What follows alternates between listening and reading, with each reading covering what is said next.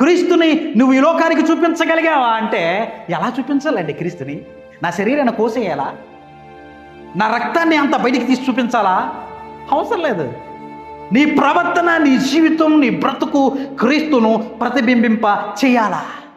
అనుదినము నీ మాట, నీ ప్రవర్తన, నీ ఆలోచన, నీ తలంపు క్రీస్తుకు కలిగిన మాదిరిని ఈ లోకములో చూపించాలా? మనంతరం ఎవరు అంట? ఆయన జరాక్సులు అంట.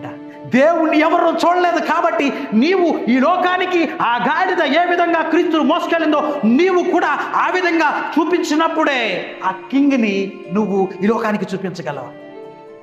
ఆమెన్. హల్లెలూయా. ఆ కింగ్